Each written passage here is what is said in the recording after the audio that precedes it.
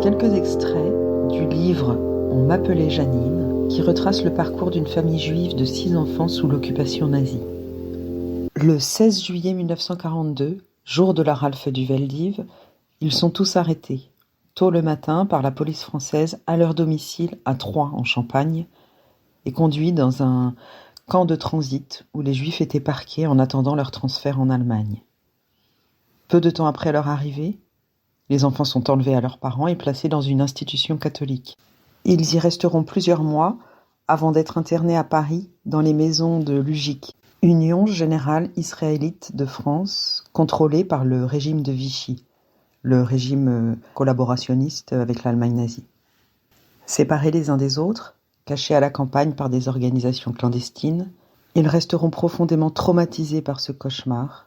Certains d'entre eux, comme Rachel Samuel, que l'on appelait Janine, garderont un souvenir amer de leur famille d'accueil.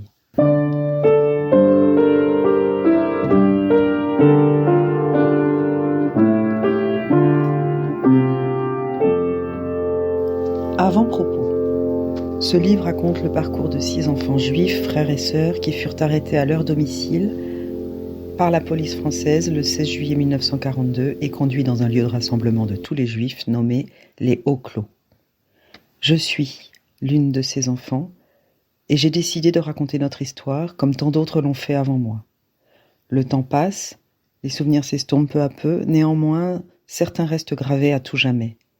En évoquant tous ces souvenirs si lointains et pourtant tellement présents, ma plume se met à courir sur le papier, poussée par une force surnaturelle que nul ne saurait arrêter.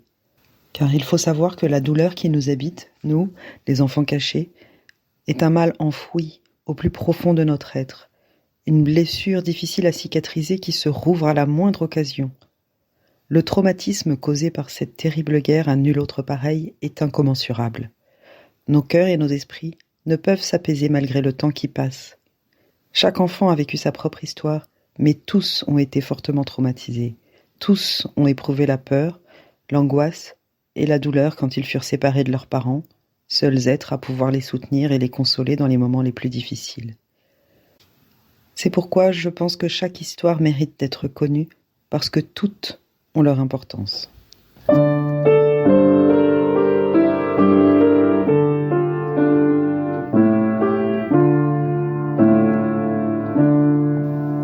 On m'appelait Janine. Je commencerai tout simplement par « Il était une fois une petite fille, comme toutes les petites filles du monde, qui voulait grandir et s'épanouir au sein de sa famille, dans la chaleur de son foyer, entourée d'amour et de bonheur comme le souhaitent tous les enfants du monde.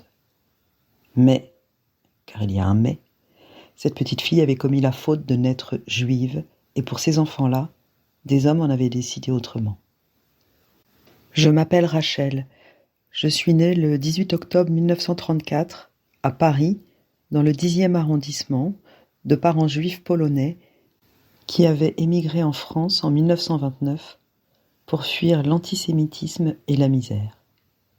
Ils s'installèrent dans le quartier juif du 4e arrondissement, où ils vécurent jusqu'en 1939.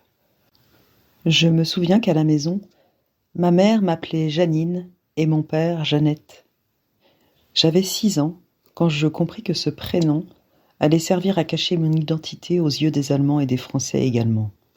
Je m'y habituai, et mon véritable prénom glissa lentement dans l'oubli pour de nombreuses années. Quand la guerre fut terminée, je voulus garder ce prénom, car mon véritable prénom me faisait honte, et de surcroît, ajouté à mon nom de famille Samuel, cela sonnait trop juif à mon oreille. La peur d'être rejeté par les autres, les non-juifs, m'habitait toujours. Grâce à Dieu, cela ne dura pas, car au fond de mon être, une étincelle de judaïsme scintillait encore, qui se raviva. Après de nombreuses années, je finis par accepter ma véritable identité. J'en informais mes proches, qui eurent bien du mal à comprendre ce brusque revirement. Je venais de comprendre que ce prénom, qui m'avait servi de couverture, n'avait plus de raison d'être, et je regardais mon véritable prénom d'un œil différent. Parmi mes frères et sœurs, 3 ont réussi à s'y faire. Quant aux autres, ce prénom, Rachel, leur était devenu si étranger qu'ils continuent, malgré mon insistance, à m'appeler par mon prénom de guerre, Janine. L'une d'elles m'a dit un jour « Lorsque je prononce Rachel, ce n'est pas toi que je vois. »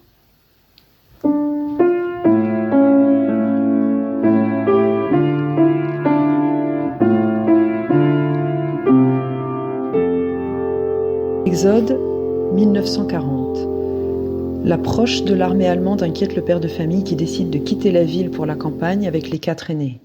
C'est le début d'une longue marche incessante. Le père finit par voler une carriole. Cette errance fut très éprouvante, bien qu'elle ne dura pas très longtemps. Je ne saurais dire combien de jours exactement. Nous avons roulé sur des chemins poussiéreux et caillouteux à travers un paysage désolé et d'une tristesse infinie. Des tableaux d'horreur qui suscitaient cauchemars s'offraient à nos yeux. Sur le bord d'un chemin gisait un cheval blanc, au ventre gonflé. Cet animal mort à l'aspect horrible fit une forte impression sur nous. C'était la première fois que nous étions confrontés à la mort. Je me demandais qui avait bien pu le tuer. Étaient-ce les soldats allemands ? Si oui, ils étaient donc passés par ici, comme nous. J'étais pleine d'inquiétude à cette idée car nous pouvions tôt ou tard les rencontrer. Quelques mètres plus loin, une carriole brisée, à laquelle il ne restait qu'une roue, avait échoué dans un fossé. Tout ce que nous croisions n'était que destruction et abandon. Une odeur de mort flottait dans l'air. L'angoisse au cœur, nous poursuivions notre fuite en avant. Soudain, la rencontre tant redoutée se produisit. Nous vîmes passer non loin de nous des camions allemands. Ils roulaient dans le sens opposé au nôtre quand nous nous croisâmes. Les soldats, voyant des enfants dans une carriole, nous lancèrent des bonbons et des chocolats qui vinrent s'écraser à nos pieds et sur nos genoux. Devant ce tableau, ils riaient à gorge déployée, et dans cette campagne silencieuse, leur voix résonnait comme un écho. Nous n'en menions pas large et avions hâte de les voir s'éloigner. Quand ils eurent disparu de notre vue, mon père jeta ses sucreries par crainte qu'elles ne furent empoisonnées. Ce mot « poison » suffisait à nous dissuader d'en manger. Peu de temps après cette rencontre, nous rebroussâmes chemin. Mon père pensa sans doute qu'il était inutile de continuer à errer de la sorte. Les soldats allemands se trouvaient à la porte de la ville et il était donc devenu inutile de continuer à fuir. De retour dans la ville, nous constatâmes que les Allemands s'y étaient confortablement installés. Ils occupaient tous les lieux publics et paraissaient se sentir chez eux. Pour nous, ce fut très différent. Qui étaient les étrangers à présent ? C'était nous. À chaque coin de rue, on pouvait les croiser. Troyes avait pris l'aspect d'une ville allemande. Tous ces uniformes vert de gris nous terrorisaient car, à nos yeux d'enfants, chaque soldat allemand représentait la force et le pouvoir et nous pouvions être arrêtés à tout moment.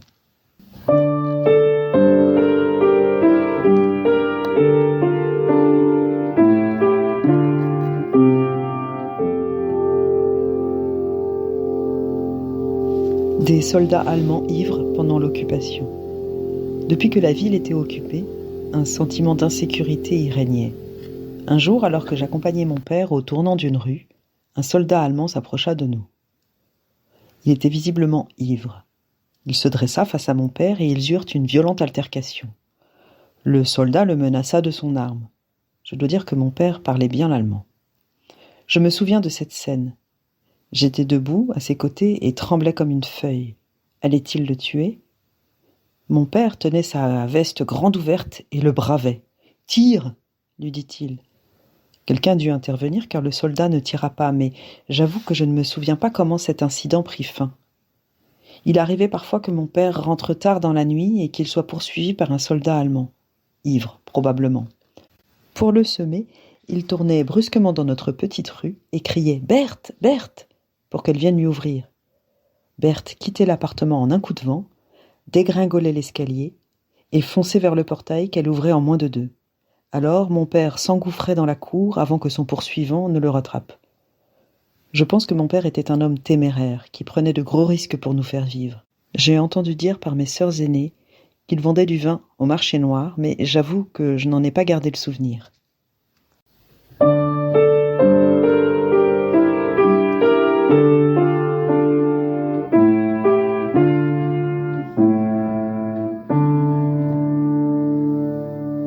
L'étoile jaune. La guerre commençait à se faire sentir sérieusement. Les avions qui passaient au-dessus de notre toit et leurs vrombissements nous causaient des palpitations. Le hurlement des sirènes et la course vers les abris également. Tout alla très vite. Des décrets apparurent concernant les Juifs. Il fallut se déclarer au commissariat de police de son domicile. Le port de l'étoile jaune s'imposa, funeste emblème que nous devions coudre sur le revers de notre manteau, les enfants y compris, et cela dès l'âge de 6 ans. Il nous était interdit de sortir sans cet insigne humiliant et insultant sous peine de sanction. Quelles étaient ces sanctions ? Je l'ignorais. Je pensais que si nous refusions de la porter, la police nous emmènerait. Je la portais donc, contrainte et forcée. Je cherchais à la dissimuler de mon mieux, en y appliquant ma main quand je le pouvais, mais c'était très difficile, voire impossible vu son emplacement. Mais pourquoi tout cela ? Je ne comprenais pas. Je venais cependant de comprendre qu'il nous était interdit de vivre comme tout le monde parce que nous étions juifs. On se pose de nombreuses questions à 8 ans, car la politique, on ignore ce que c'est.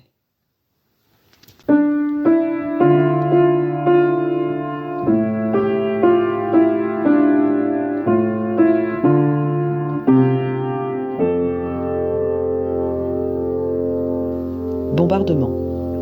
Les sirènes se déclenchaient à toute heure du jour et de nuit. Nous étions toujours prêts à quitter la maison d'un instant à l'autre. Vivre dans l'incertitude, toujours tendue, nous pourrissait la vie.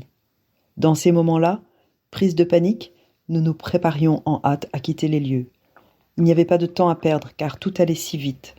La nuit, nous avions pris l'habitude de nous coucher tout habillés pour être sûrs qu'en cas d'alerte, nous ne perdrions pas de temps à quitter la maison.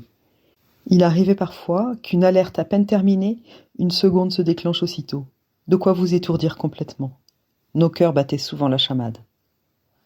Les bombes, en explosant, faisaient un vacarme de tonnerre, détruisant tout sur leur passage.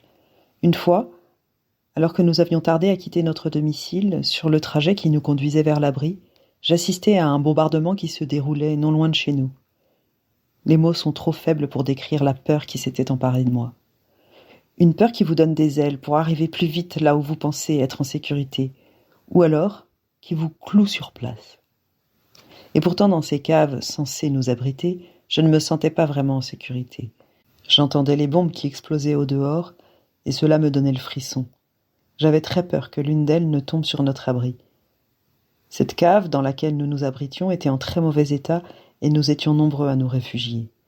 Elle manquait d'aération, l'air que nous respirions était vicié et nous causait des irritations de la gorge.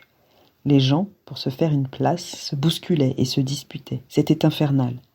Les uns étaient assis à même le sol fait de terre battue, d'autres s'entassaient sur les marches et gênaient le passage. C'était une pagaille sans nom, mais nous n'avions pas le choix. Dans ces abris de fortune, des murs suintants d'humidité, se dégageait une odeur forte de moisissure qui nous prenait à la gorge, et il faisait également très froid. La porte d'entrée était étroite, ce qui expliquait sans doute les bousculades. C'était sauf qui peut. Nous vécûmes ainsi pendant des semaines, jusqu'au jour où l'on vint nous arrêter à notre domicile, le 16 juillet 1942.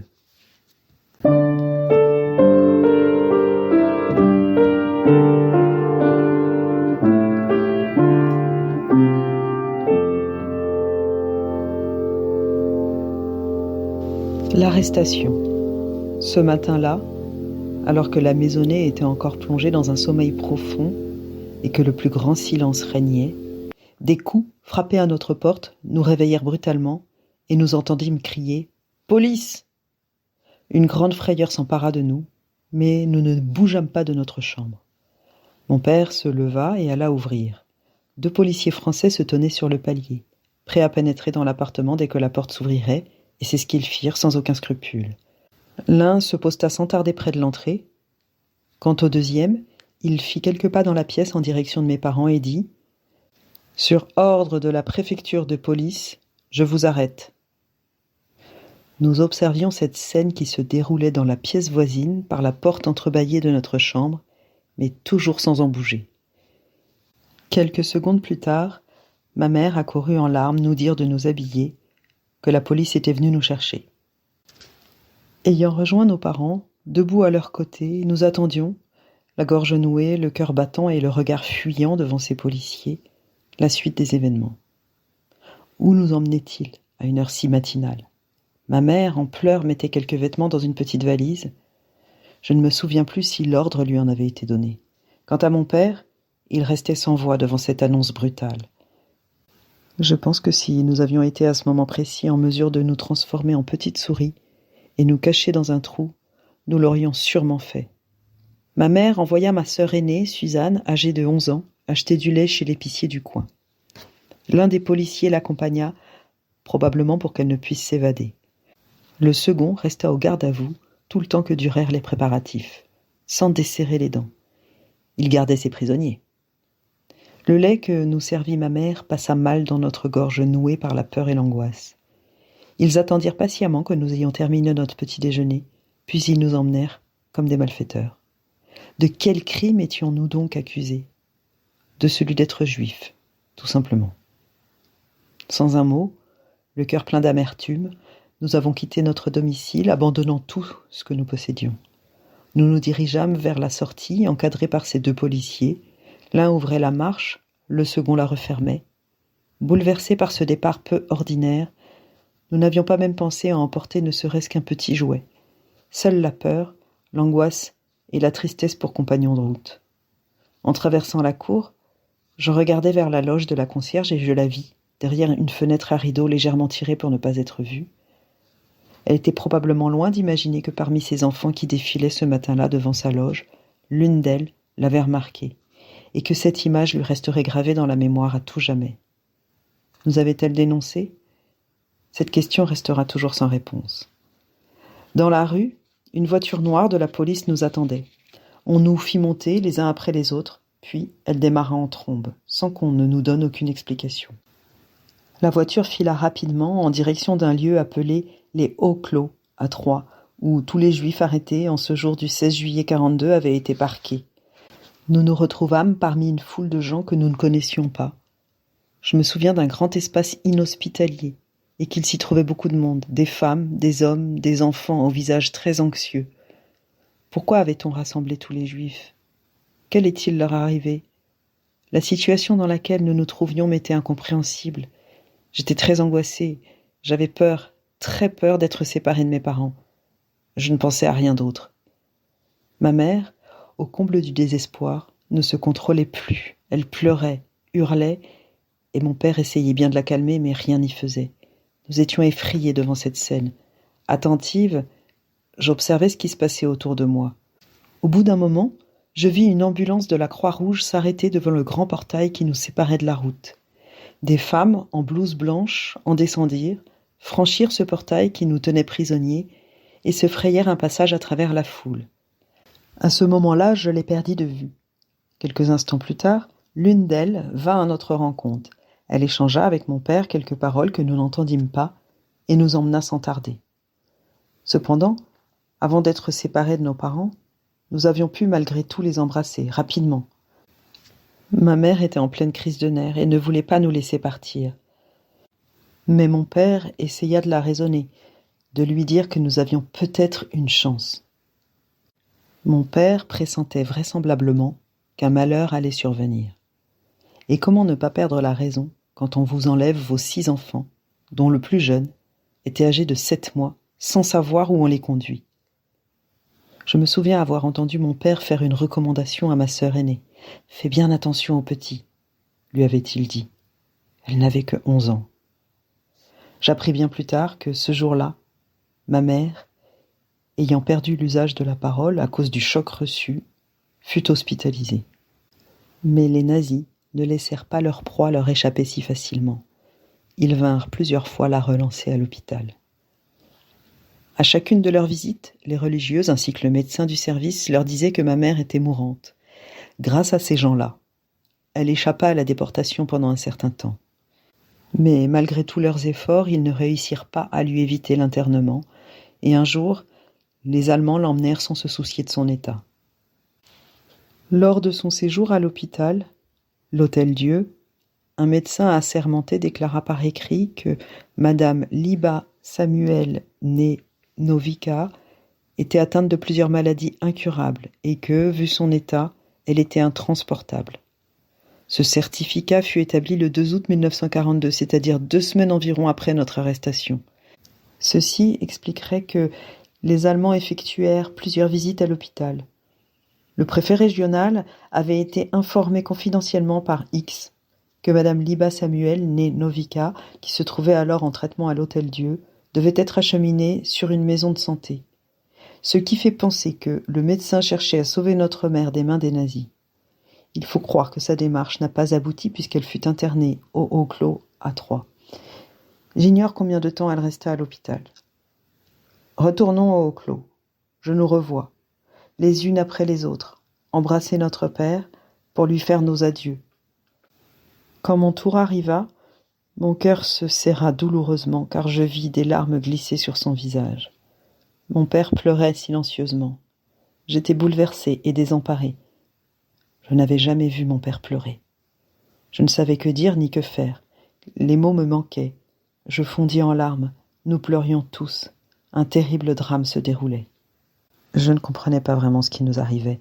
Mon père avait toujours représenté à mes yeux l'autorité et le respect, et voilà que subitement tout avait changé. Il n'avait plus son mot à dire. Et pourquoi tout cela ? Mon père venait de nous donner son dernier baiser. Nous ne devions plus le revoir.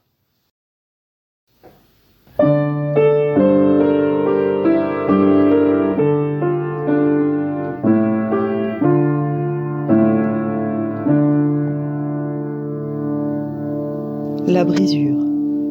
Notre vie familiale était brisée à tout jamais. On nous conduisit à Saint-Martin-SR, à un orphelinat tenu par des religieuses. À dater de ce jour, nous restâmes sans aucune nouvelle de nos parents jusqu'à la fin de la guerre. Nous étions devenus orphelins, chose terrible à imaginer. Je souffrais énormément de cette situation et cette souffrance, je l'avais enfouie au plus profond de mon être. Ici, personne pour vous consoler. Je devins une enfant triste et songeuse. Je passais mon temps à réfléchir, à chercher une solution, à comprendre l'incompréhensible. Les 2 plus jeunes furent placés à la crèche.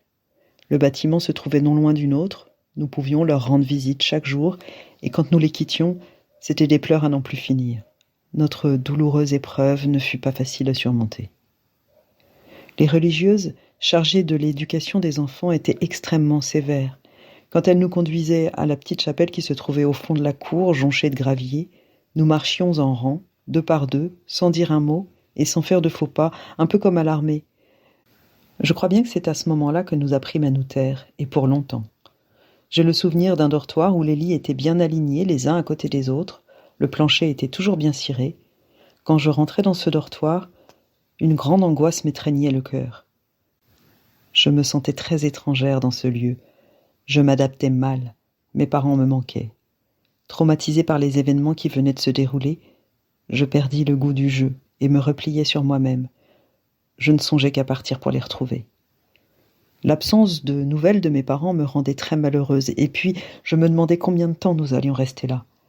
Je n'avais rien compris à cette guerre, et je pensais qu'en quittant l'orphelinat, nous retrouverions nos parents et que ce cauchemar serait terminé. Que pouvais-je imaginer d'autre à 8 ans ? Me voyant toujours triste, la lingère s'était prise d'affection pour moi, ou peut-être de pitié. Toujours est-il que j'avais droit au plus joli tablier qui se fermait avec un gros nœud dans le dos. Je ne restais pas insensible à ce geste de sa part. Néanmoins, cela ne me consolait pas pour autant. L'uniforme était de rigueur, et cela me contrariait beaucoup. J'étais habituée aux jolies robes que confectionnait ma mère. Ici, il fallait porter des robes à carreaux bleus et blancs, des tabliers noirs à lisière rouge et bleue, ainsi qu'une cape noire en guise de manteau. À chaque fois que je revêtais ces habits, j'éprouvais un pincement au cœur en pensant aux vêtements abandonnés dans notre maison, puis cet uniforme me rappelait sans cesse ma condition d'orpheline. Le 15 novembre 1942, nous quittâmes tous les 6 Saint-Martin-SR, après y avoir séjourné pendant 4 mois pour nous rendre à Paris, rue Lamarck, dans une maison d'enfants de l'UGIF, Union Générale Israélite de France. Cette association avait été créée sous le régime de Vichy le 23 novembre 1941. J'ai découvert, il y a plusieurs années déjà, la raison qui nous avait fait quitter l'orphelinat. Le préfet régional avait donné l'ordre de rassembler tous les enfants juifs qui avaient été placés soit dans des orphelinats, soit chez des nourrices ou autres établissements, dans les maisons de l'UGIF, disant que ce serait mieux pour eux d'être tous ensemble. Dès notre arrivée rue Lamarck, on nous rasa les cheveux. Une humiliation supplémentaire s'ajoutait aux autres. Pendant les 15 jours que nous y passâmes, on nous conduisit à l'école publique. Pour nous y rendre, nous devions sortir de l'établissement en passant devant la sentinelle allemande qui montait la garde, l'arme au pied. C'était le cœur battant que j'effectuais ce pénible trajet. Il y avait un autre problème également qui me faisait détester l'école.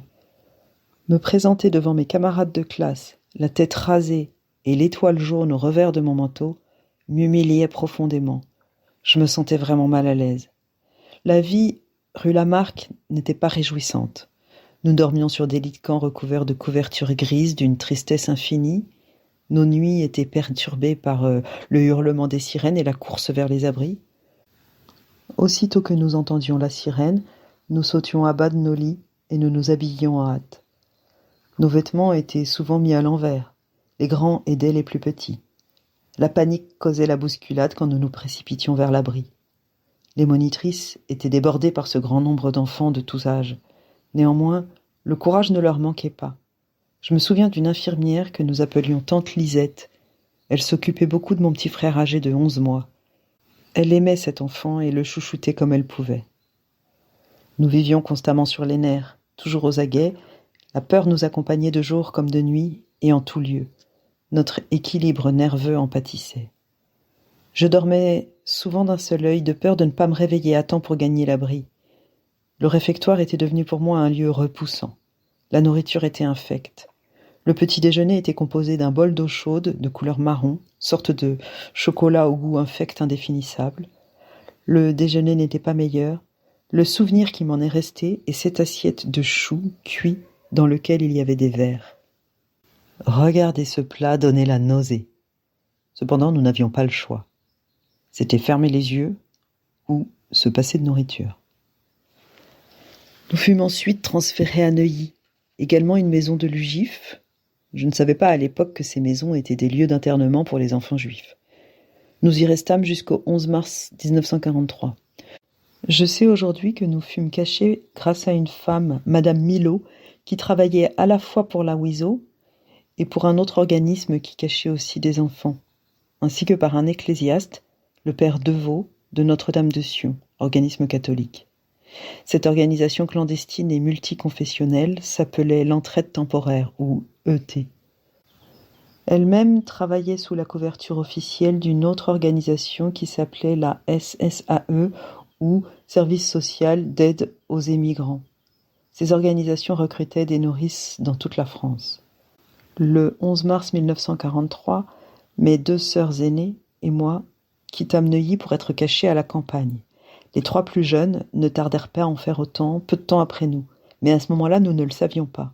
À dater de ce jour-là, nous perdîmes toute trace de leur existence jusqu'en juin 1945. Le jour de notre départ déclencha un véritable drame. La veilleuse de nuit vint nous réveiller très tôt le matin. Il ne faisait pas encore jour pour nous dire de nous préparer rapidement car nous allions partir. Nous devions avoir quitté l'établissement avant le lever du soleil. L'heure de la séparation venait de sonner. Nous devions faire nos adieux aux 3 plus jeunes que nous laissions derrière nous. Au moment de partir, ma petite sœur Jacqueline, âgée de 2 ans et demi, se jeta au cou de sa sœur aînée. Et s'y agrippa de toutes ses forces en pleurant et criant « Dadan, Dadan !» C'est ainsi qu'elle appelait sa grande sœur. Il était impossible de lui dénouer les bras. La veilleuse de nuit dut intervenir. Elle la saisit à bras-le-corps et l'emporta hors du dortoir, hurlant. Nous quittâmes l'établissement, le cœur déchiré et les larmes aux yeux. On venait de l'arracher pour la seconde fois à une personne qui lui était chère et qui jouait un peu le rôle de mère, sa grande sœur. Le choc pour elle fut terrible. Que s'est-il passé après notre départ ? Une jeune femme non juive fut chargée de nous conduire à Sausset, petit village de la France profonde, dans le département de la Vienne. En quittant la maison d'enfants, nous nous dirigeâmes vers le métro, puis nous traversâmes une grande avenue encore déserte à cette heure matinale. Nous marchions d'un pas pressé quand soudain nous entendîmes au loin le martèlement des bottes de la patrouille allemande. Notre sang ne fit qu'un tour, et une grande peur s'empara de nous. Notre convoyeuse ne cacha pas son trouble, néanmoins elle sut garder son sang-froid. Nous nous arrêtâmes un court instant, le temps pour elle de prendre une décision et de nous donner quelques instructions en cas de contrôle des papiers. « Je dirai que vous êtes mes enfants, » nous dit-elle. Puis nous reprîmes notre marche, car il n'était pas question de rebrousser chemin. Il fallait, coûte que coûte, gagner la station de métro le plus rapidement possible sans être vus. Nous avions fait quelques pas quand ses yeux se posèrent soudainement sur le ballot qui contenait nos vêtements, et, à sa grande stupeur, elle constata que notre nom de famille, Samuel, y figurait en toutes lettres, et que nous portions toujours l'étoile jaune sur nos manteaux. Elle déchira alors le morceau de papier, arracha les étoiles et fit disparaître le tout. Puis nous continuâmes notre chemin en rasant les murs, la peur au ventre. Était-ce un oubli causé par la précipitation du départ, ou la négligence d'une personne chargée d'organiser notre départ? La question restera sans réponse. Malgré tous ces incidents, nous avons eu la chance inouïe d'échapper au pire. Par quel miracle parvînmes-nous au métro sans nous faire arrêter? Je ne m'en souviens plus. Toujours est-il que nous étions bel et bien, mais une mauvaise surprise nous attendait. Les grilles du métro étaient encore fermées, et il fallut attendre l'heure de l'ouverture. Pourquoi étions-nous partis si tôt? Cela sembla étonner notre convoyeuse. Elle avait peu de temps pour réfléchir, il fallait prendre une décision sur le champ. Elle nous fit descendre les marches qui conduisaient au métro et nous demanda de nous accroupir le long de la grille afin de ne pas être aperçus de la route. Un doigt sur la bouche, elle nous faisait signe de garder le silence. Nous osions à peine respirer de peur que notre souffle ne parvienne jusqu'à la patrouille qui faisait les 100 pas au-dessus de nos têtes et dont le claquement des bottes sur la chaussée nous faisait frémir. Était-ce par mégarde que nous étions partis trop tôt, ou était-ce un piège qui nous avait été tendu? Accroupis contre les grilles du métro, le cœur battant, nous attendions sans faire un mouvement l'heure de l'ouverture des portes, et la question que nous nous posions était: devrions-nous attendre longtemps? Nous avions si peur d'être découvertes par cette patrouille menaçante. Après une attente qui nous parut interminable, les grilles du métro s'ouvrirent, tout comme celles d'une prison, car il faut savoir qu'entre ces portes fermées et la route qui nous menaçait, nous étions prisonnières. Sans perdre de temps, nous nous engouffrâmes dans les couloirs en prenant la direction de la gare d'Austerlitz. Là, nous avons pris le train qui allait nous conduire à Châtellerault, où une nouvelle vie pour nous allait commencer. Ce ne fut pas sans grande appréhension que je montai dans ce train. Je ne me sentais guère rassurée devant les contrôleurs qui déambulaient dans les couloirs, car pour moi, toute personne portant un uniforme représentait un grand danger.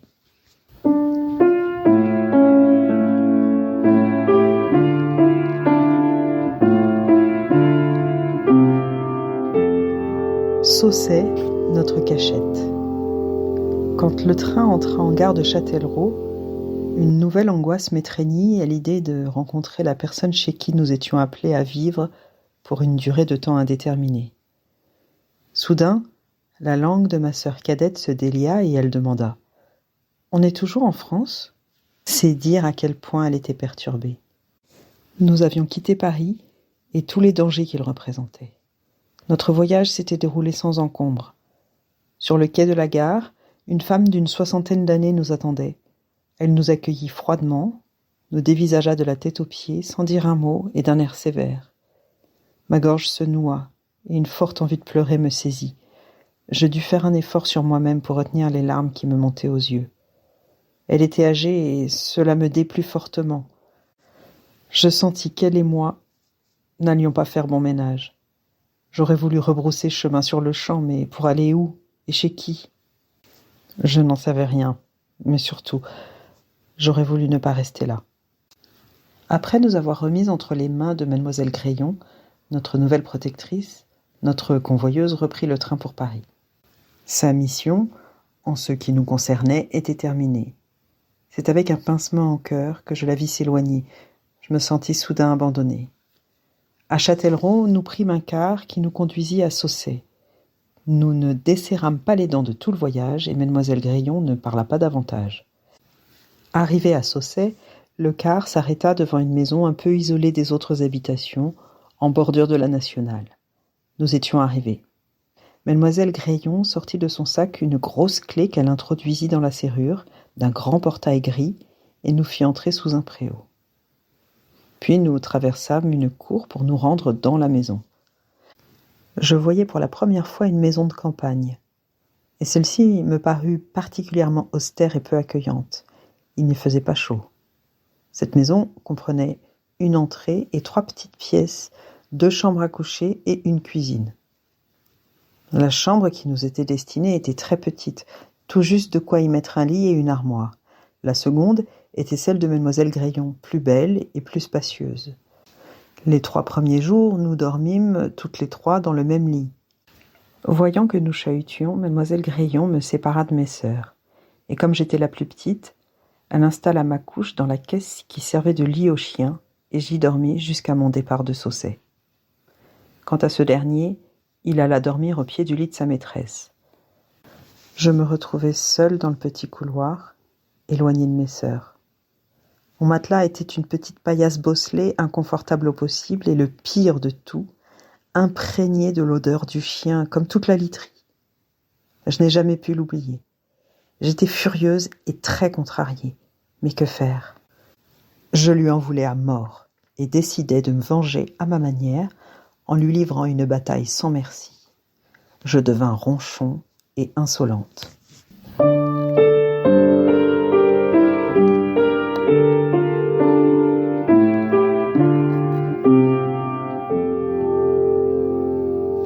Les cabinets. La cour était aménagée en fermette. Un poulailler, des cages à lapins et cochons d'Inde, une bergerie, un puits et des cabinets. Tout ce qu'il y a de plus horrible. Il s'y dégageait une telle odeur à nous donner la nausée. J'avais très peur d'y aller et préférais me retenir le plus longtemps possible. J'avais peur de tomber dans ce trou béant recouvert d'un couvercle en bois que je n'osais soulever par dégoût.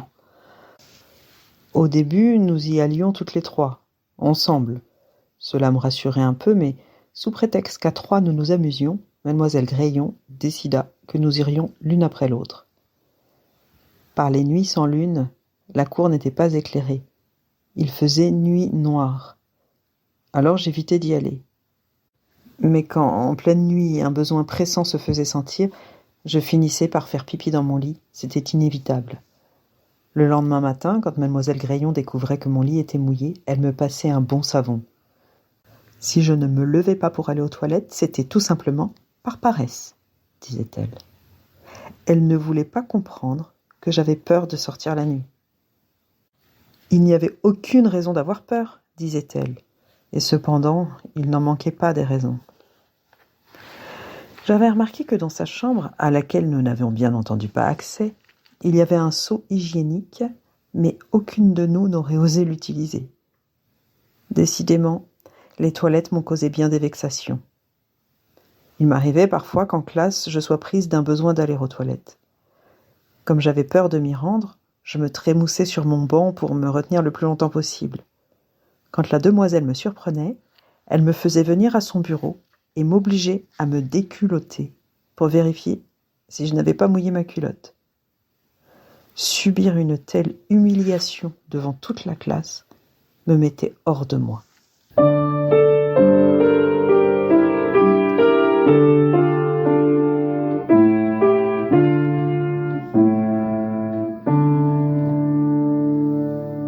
Les chèvres. Afin que les chèvres ne puissent plus prendre la fuite, comme cela arrivait souvent, je décidai, après réflexion, de m'asseoir au bord du chemin et d'enrouler autour de ma taille les 2 cordes par lesquelles j'étais censé les tenir pendant qu'elles remplissaient leurs panses. Soudain, un jour, un bruit venu de la rivière perturba leur quiétude. Intriguées, elles cessèrent de brouter, relevèrent la tête, dressèrent l'oreille, attentives au moindre bruit. Le saut d'une grenouille forma des ronds dans l'eau et des coassements s'ensuivirent. Je les observais sans trop m'inquiéter. Pendant quelques minutes, on aurait pu penser qu'elles prenaient le temps de réfléchir. Puis, soudain, elles prirent la fuite en m'entraînant avec elles sur une partie du chemin, le temps aux cordes de se dérouler de ma taille. Elles traversèrent les champs à toute allure et regagnèrent la bergerie en bêlant à plein poumon pour se faire entendre de mademoiselle Crayon. Celle-ci leur ouvrit et les fit rentrer. Ensuite, elle resta sur le pas de la porte et attendit mon retour. Je pensais avoir trouvé une idée géniale, mais elle ne l'était pas vraiment. Entre-temps, je m'étais relevé, les mains et les genoux écorchés et à vif. Mes blessures me faisaient souffrir, mais je serrais les dents et ne pleurais pas. J'avais si peur de l'accueil que j'allais recevoir que j'en oubliais presque la douleur. Dès mon retour, elle m'agressa verbalement. Quant à mes blessures, elle n'en fit pas grand cas, m'envoya les laver à l'eau de pluie qui se trouvait dans le baquet, tout simplement. Elle n'était pas tendre. « Tu n'as que ce que tu mérites et tu ne l'as pas volé, » me dit-elle. Pas une seule fois, elle ne fit le geste de vouloir soigner mes plaies. Je dus le faire moi-même, et à chaque fois je retirais des petits cailloux qui s'y étaient logés, ainsi jusqu'à leur cicatrisation. Je l'ai maudite du plus profond de mon être, et pas une seule fois. Je n'ai pensé qu'elle nous sauvait la vie. Il est vraisemblable que j'ignorais que nous étions menacés de mort.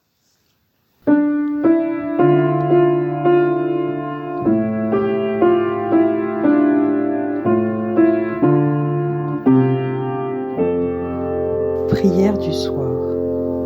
Il y avait entre le ciel et moi une complicité qui ne devait pas être dévoilée.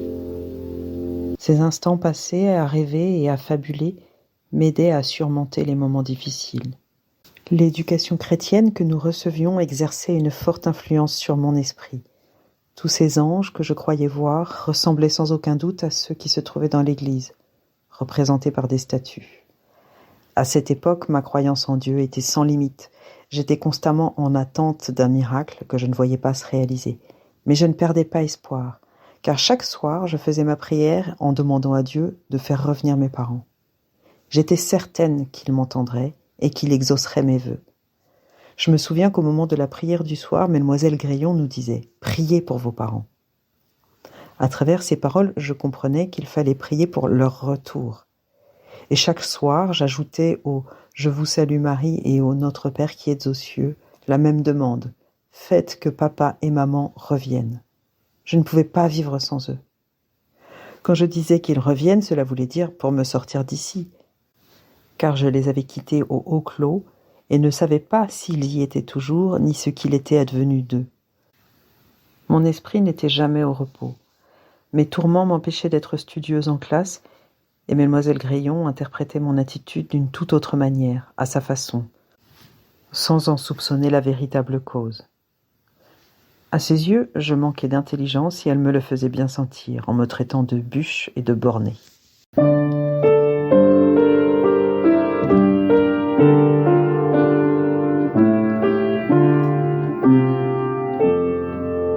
Les souliers noirs. En quittant la maison d'enfants de Neuilly, j'avais emporté dans mes maigres bagages une paire de souliers noirs en cuir auxquels je tenais beaucoup pour leur légèreté et leur souplesse.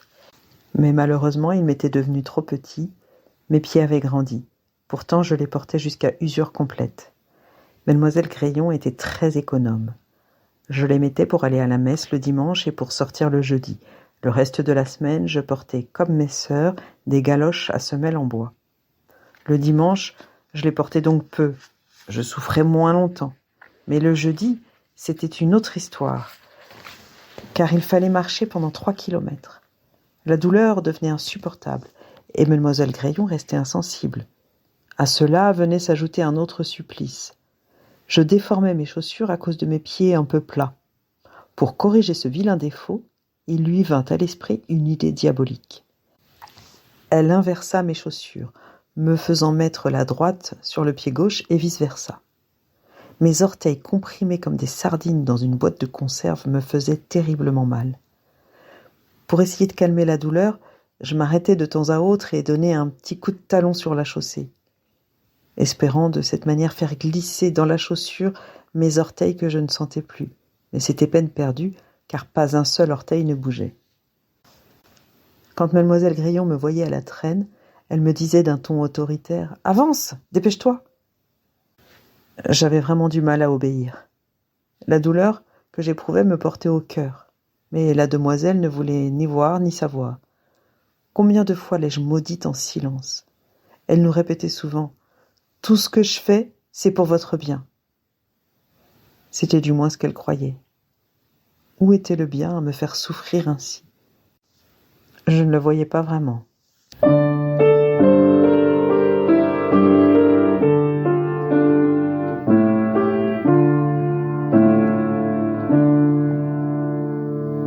Le froid de l'hiver.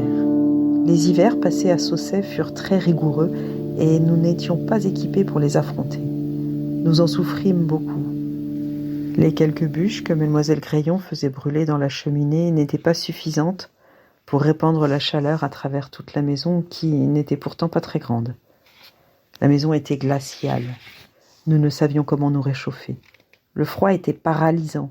Nous avions les pieds et les mains recouverts d'engelures. C'était très douloureux. Parfois, ne pouvant plus supporter ce froid, nous mettions nos mains autour du cou qui nous apportait un peu de chaleur. Nous les réchauffions également avec notre haleine en soufflant dessus. Nos doigts étaient engourdis, rougis et gonflés par le mal.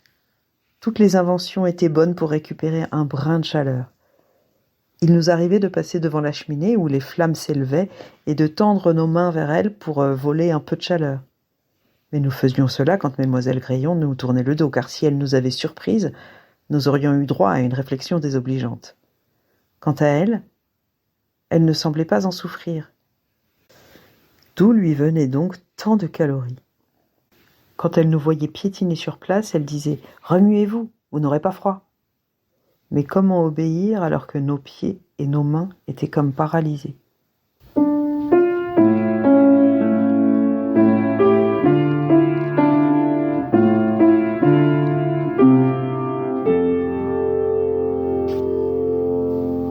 Elle s'arrêtera quand, cette guerre? Une nuit, alors que la manufacture d'armes de Châtellerault était bombardée, la triste réalité refit surface. Mademoiselle Crayon, peu rassurée, bien que nous en fussions à 15 kilomètres, décida que nous irions nous abriter dans une des chambres qui se trouvait dans la cour de l'école qui jouxtait notre maison. Nous lui avions suggéré de descendre dans la cave, car nous avions acquis une certaine expérience dans ce domaine, mais elle refusa catégoriquement, craignant que la maison ne s'écroule sur nous. Nous nous abritâmes donc dans cette pièce obscure et glacée, et, debout, près d'une des fenêtres, le nez collé aux vitres, nous regardions avec effroi le bombardement qui se déroulait au loin. Des flammes gigantesques, ainsi qu'une fumée noire et épaisse s'élevaient dans le ciel. Soudain, les vitres se mirent à trembler, comme prêtes à se briser. Effrayés, nous reculâmes jusqu'au fond de la pièce et nous ne bougeâmes plus de cette place jusqu'à la fin du bombardement qui nous sembla interminable. Cloués sur place par la peur, nous attendions, anxieuses, que cette avalanche de bombes s'arrête. Quand le calme revint et que les flammes diminuèrent, il ne restait plus que cette épaisse fumée noire. Alors nous quittâmes notre poste d'observation et retournâmes nous coucher. Retrouver le sommeil après un tel spectacle ne fut pas chose facile. Les mauvais souvenirs avaient ressurgi dans notre mémoire. Couché dans mon lit de fortune, dans ce petit corridor, face à la porte qui menait à la cour, je ne me sentais guère en sécurité, car Mademoiselle Crayon ne fermait jamais la porte de la maison à clé, et je craignais que quelqu'un ne s'y introduise pendant mon sommeil. Je luttais pour ne pas m'endormir, de peur que les bombardements recommencent. Mademoiselle Crayon n'était pas la personne qui savait vous réconforter. Rejoindre mes sœurs dans leur chambre, il n'en était pas question. J'étais seule, condamnée à broyer du noir. Je me demandais, elle s'arrêtera quand, cette guerre?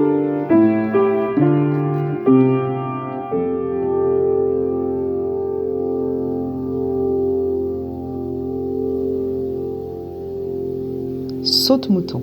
Un jour, alors que les moissons venaient de se terminer et que les gerbes étaient encore bien alignées dans le champ voisin, une idée me traversa soudain l'esprit. Je m'élançai hors du jardin, où ce jour-là je gardais les chèvres, les abandonnant à leur sort pour aller jouer à saute-mouton. Les gerbes étaient bien trop volumineuses pour que je puisse les enjamber, étant donné ma petite taille. Au premier saut que je fis, mon tablier se prit dans mes genoux et je le déchirai. Prise de panique devant cet accident, j'abandonnai aussitôt mon jeu et courus me cacher dans les cabinets. Cet horrible endroit qui me répugnait pourtant. L'heure de ramener les chèvres à la bergerie était arrivée et Mademoiselle Crayon, ne me voyant pas venir, vint voir ce qui se passait. Trouvant les chèvres seules, elle les fit rentrer, puis alla me chercher. Elle n'eut pas de mal à découvrir ma cachette. Voyant la porte des WC verrouillée, elle comprit que je m'y étais réfugiée. « Veux-tu sortir de là ?» me disait-elle. Je ne bronchais pas. J'aurais bien aimé en sortir. Je ne demandais que cela, car l'odeur qui se dégageait de ce lieu m'incommodait fortement. Mais j'avais si peur que je choisis de faire durer mon supplice encore quelques minutes. Quand je sortis et qu'elle vit mon tablier déchiré, je reçus une calotte derrière la tête. Ensuite, je dus revêtir un tablier de travail, qui était pour moi une véritable punition. Et bien entendu, elle allait me coucher sans dîner.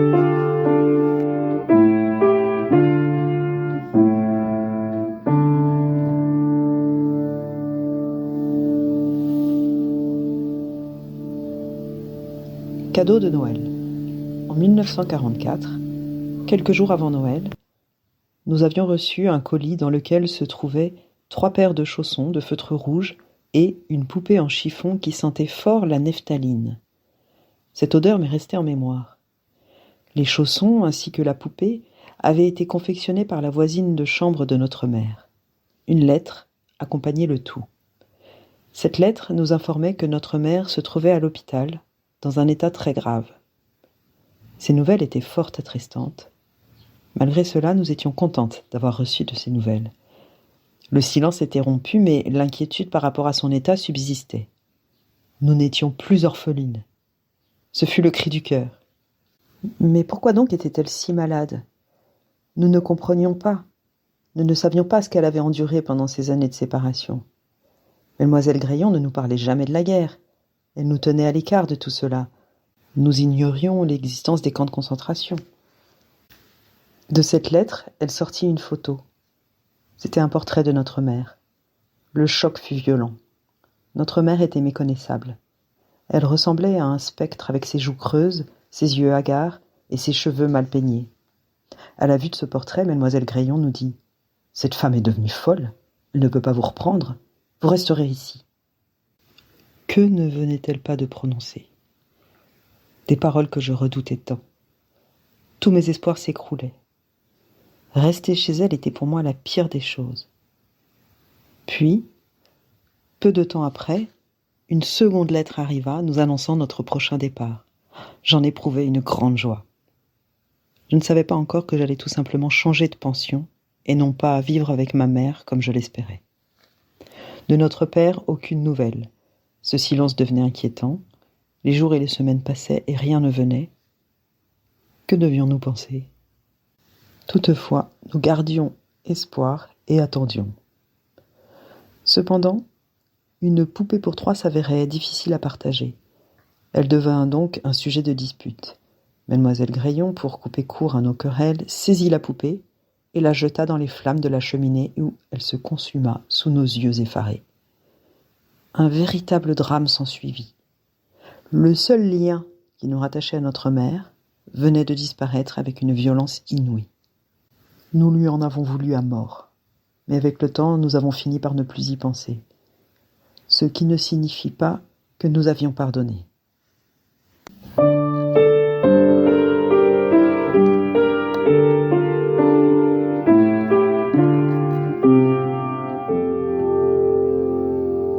Les contes de Mademoiselle Graillon. Nous avons découvert récemment 2 lettres qui avaient été écrites par la demoiselle.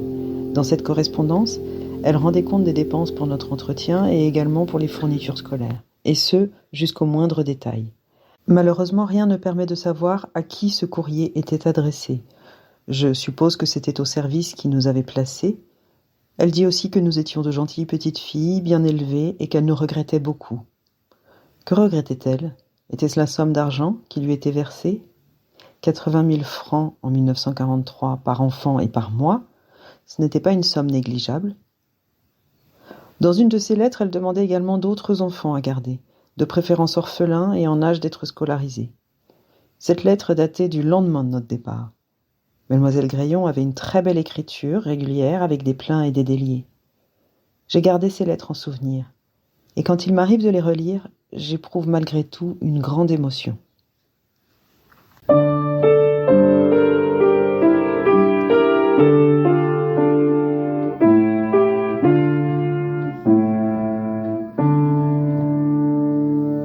Malaise de Suzanne à la sortie de la messe.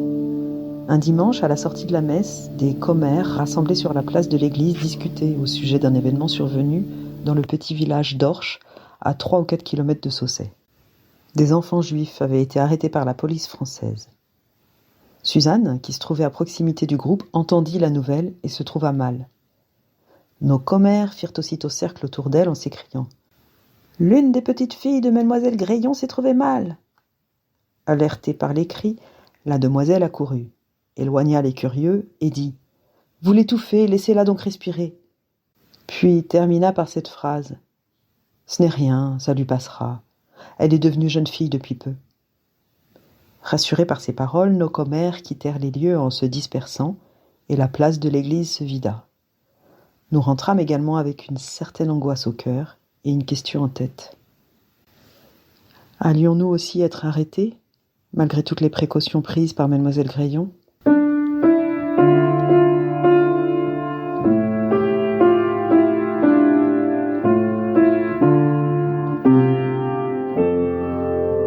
La guerre est terminée. Départ de Saussay. Au mois de mars 1945, mademoiselle Graillon reçut une lettre d'un organisme israélite qui la prévenait de notre prochain départ. Cette lettre fut suivie d'un colis contenant des petits pains azimes. On nous rappelait que c'était la Pâque juive, fête que nous avions oubliée depuis bien longtemps déjà. Nous allions enfin partir. C'est avec joie que j'accueillis cette nouvelle. Ce rêve tant attendu allait enfin se réaliser. Pour mademoiselle Graillon, ce fut différent, car elle espérait vraiment nous garder. Elle avait fait des projets. Suzanne deviendrait couturière. La seconde, Berthe, qu'elle considérait comme la plus intelligente de nous trois, serait institutrice. Quant à moi, mon avenir n'était pas encore fixé. Qui sait ce qu'elle avait prévu, puisqu'à ses yeux, j'étais nulle. J'avoue ne pas avoir remarqué sa déception. C'était une femme qui savait cacher ses sentiments et ses émotions. Je quittais Saussay sans aucun regret, le cœur soulagé et sans connaître l'avenir qui nous était réservé. On nous conduisit au domicile du grand rabbin Schneerson à Paris, dans le 10e arrondissement, où nous restâmes une semaine, le temps de tous nous rassembler, car, je ne sais par quel miracle, nous avions tous les 6 été sauvés du génocide. Cachés, les uns à droite, les autres à gauche, nous avions échappé au pire. C'était incroyable. La guerre était terminée, c'était une bonne nouvelle. Mais comment nous réjouir, alors que nous étions sans nouvelles de notre père, et que notre mère était dans un état si lamentable que nous craignions de la perdre d'un jour à l'autre. La situation était très angoissante.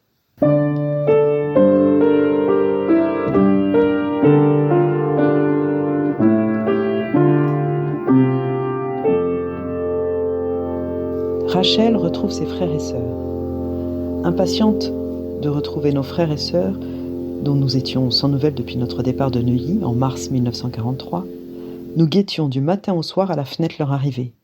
Allait-on les reconnaître ?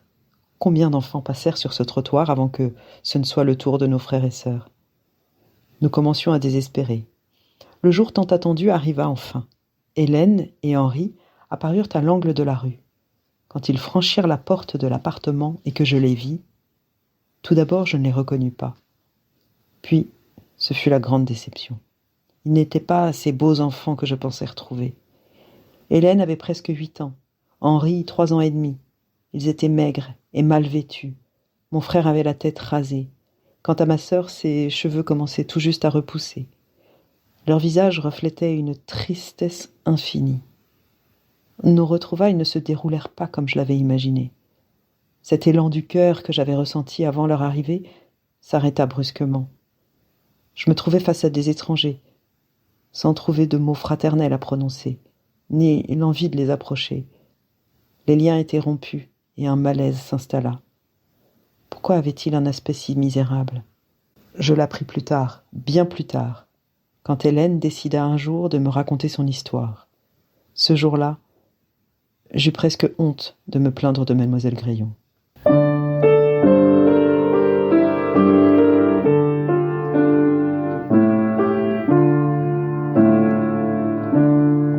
Rachel et ses frères et sœurs retrouvent leur maman. Le moment était venu de rendre visite à notre mère qui se trouvait à l'hôpital Rothschild. Une assistante sociale nous y conduisit. J'allais enfin revoir ma mère. Un visage dont je ne me souvenais plus. À présent que ce moment était venu, j'éprouvais une grande appréhension.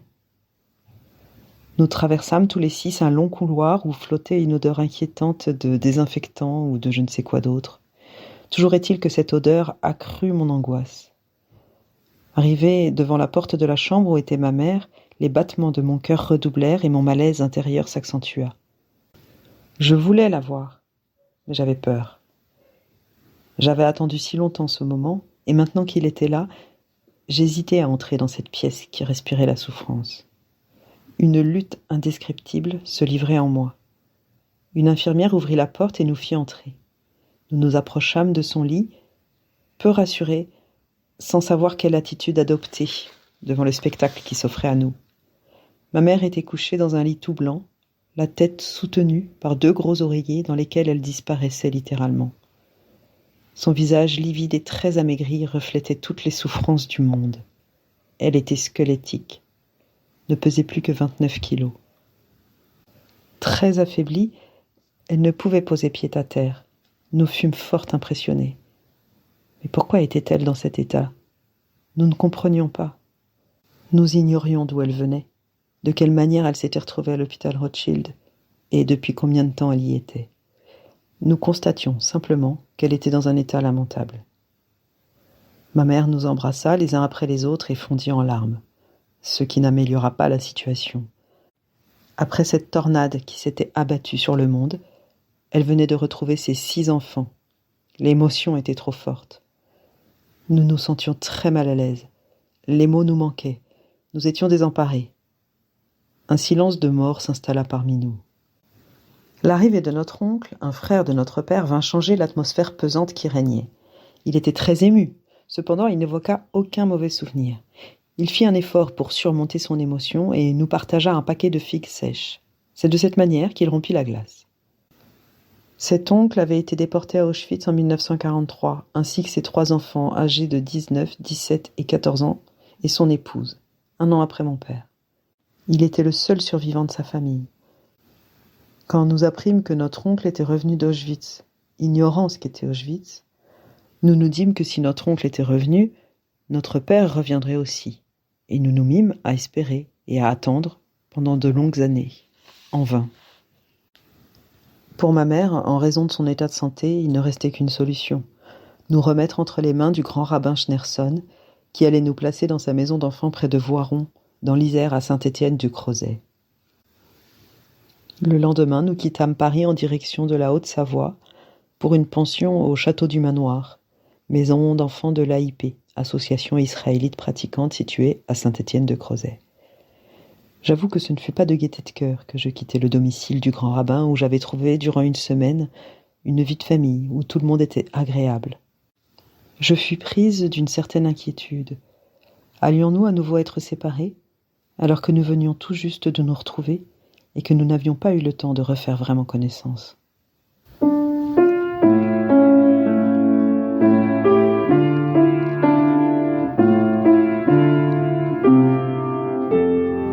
La fin du dortoir des Samuel, où les enfants dorment tous ensemble. Suzanne, âgée de 14 ans, prit les directives. Elle devint le chef de famille et nous fit marcher à la baguette. Elle avait été à bonne école chez Mademoiselle Graillon. Elle était très dure avec nous et distribuait des gifles lorsqu'on ne lui obéissait pas. Elle était méchante avec Henri, surtout parce qu'elle n'en venait pas à bout. Il avait un caractère difficile, n'ayant reçu aucune éducation. Elle voulait lui en donner une, mais sa manière de s'y prendre n'était pas la bonne. Elle lui administrait de sévères corrections qui le rendaient encore plus agressif, et il n'y avait pas d'éducatrice pour intervenir. On devait la juger assez grande pour s'occuper de ses frères et sœurs. Henri était un enfant extrêmement nerveux, qui avait besoin d'être soigné. Le dortoir des Samuel, comme on l'avait surnommé, ne subissait pas de contrôle, probablement à cause du manque de personnel. Nous avions donc organisé notre vie. Chaque soir, avant de nous coucher, nous récitions notre prière apprise chez Mademoiselle Graillon à voix basse. Nous nous cachions, car nous savions que c'était interdit. Un soir, alors que nous étions en pleine prière, quelqu'un ouvrit soudainement la porte et nous surprit en flagrant délit. Le fait fut aussitôt rapporté à la direction. On nous dispersa sans tarder dans différents dortoirs, et pour la première fois, Henri se retrouva dans un dortoir de garçons. C'est ainsi que prirent fin nos prières catholiques. mais nous refusions de les remplacer par les prières juives auxquelles nous ne comprenions rien.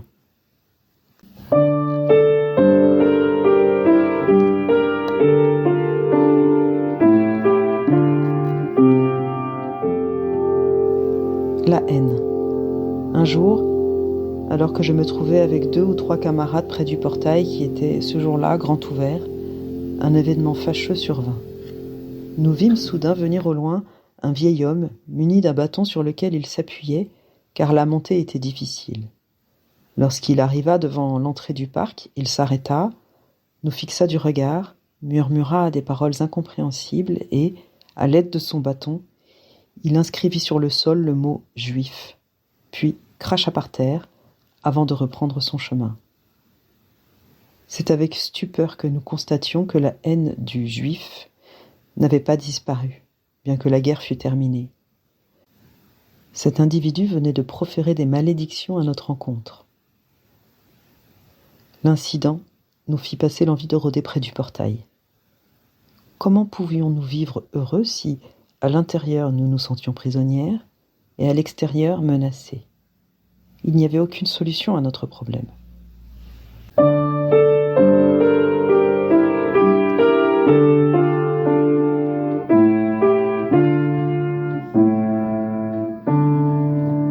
Shabbat. J'aimais le jour du Shabbat. Le vendredi soir en particulier. Les chants que nous chantions en chœur, nous balançant de droite à gauche, le repas différent des autres jours de la semaine qui nous était servi par la cuisinière non juive, et le bon dessert que je savais apprécier plus que tout. C'était un pudding au chocolat accompagné d'une poignée de belles amandes. La tête me faisait oublier pour un moment tout le reste. J'ai gardé en mémoire ce petit garçon, âgé de 4 ou 5 ans, fils du sous-directeur Monsieur L, qui dansait au milieu du réfectoire une danse racidique, rythmée par les chants et les claquements des mains du personnel religieux assis autour de leur table. Il dansait avec tant d'ardeur que c'était un plaisir à voir.